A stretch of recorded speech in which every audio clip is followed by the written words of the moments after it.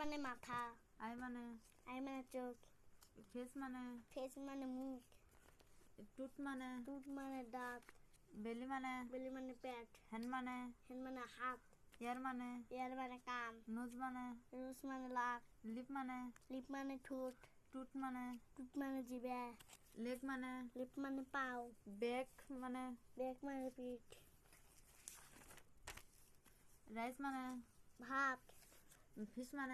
মাছ, হানি মানে কি ভাত নাকি চাউল, মধু, এগ মানে ডিম, জেলি মানে আচার, অয়েল কি অয়েল মানে তেল, গোট মানে হলো ছাগল, এটা মানে হর্স মানে ঘোড়া,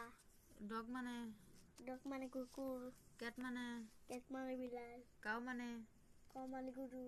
লায়ন মানে বাঘ, সিংহ সিংহ বাঘ।